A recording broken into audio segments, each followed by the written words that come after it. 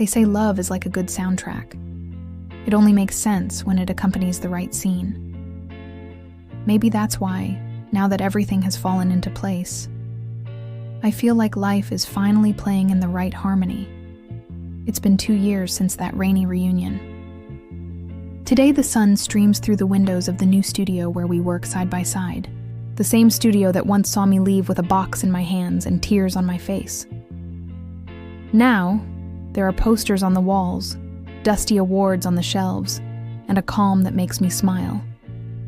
We've become a known duo, Liz and Mark, the screenwriter and the composer. People say our stories have soul, and maybe they do, because everything we create is born from what we've lived, from the pauses, the distances, the notes that were once trapped between us. Today, we're filming the final act of our new feature. A story of mature love, about people who find each other when they no longer need to, but choose to stay. And perhaps, without realizing it, we're writing our own continuation.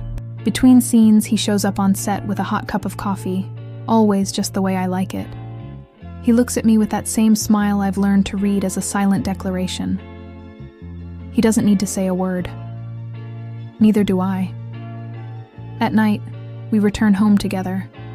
The work, the chaos, the meetings, everything seems to dissolve the moment I see him at the piano, playing something new. Sometimes he asks for my opinion.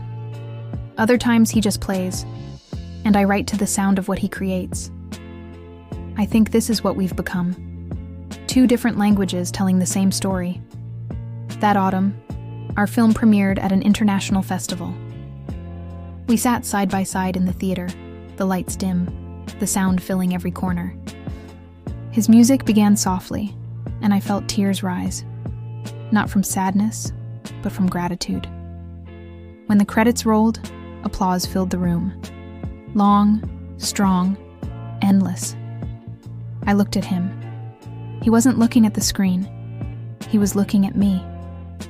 That night, we won awards for Best Screenplay and Best Original Score. But what stayed with me wasn't the trophy, or the name announced. It was his embrace afterward, steady, calm, full of something beyond words. Back at the hotel, he pulled me onto the balcony. The city slept below, but the lights seemed to pulse in rhythm with my heart. He wrapped his arms around me from behind, the wind tangling our breaths, and there, between the distant murmur of the streets and the warmth of his touch, I realized this was no longer a new beginning. It was the present, complete. That night, we made love with the serenity of those who no longer fear losing. No urgency, no promises, just presence. It was light, beautiful, like the ending of a film you want to watch again, not because it's over, but because you understand every scene in a new way. In the days that followed, we traveled, we laughed, we planned little. We discovered that love doesn't have to be grand, it just has to be steady. And yet, every gesture of his felt like poetry. The way he brushed my hair, the way he waited for me to finish a sentence before he played a note. Now, I write this in my notebook, sitting on the balcony of our new home, the sound of the piano coming from the living room. The world keeps running outside, but here, everything is paused. A kind of silence that no longer hurts. The phone vibrates. The producer wants to talk about our next project. A new script, a new score. I smile. I close the notebook and let the sound of his music guide me. After all, this is life, a constantly unfolding screenplay, a melody that never stops.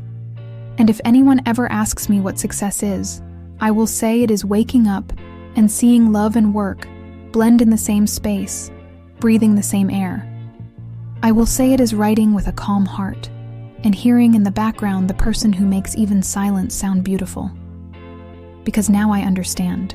Some stories don't end, they just change their tone. And this one, ours, keeps playing.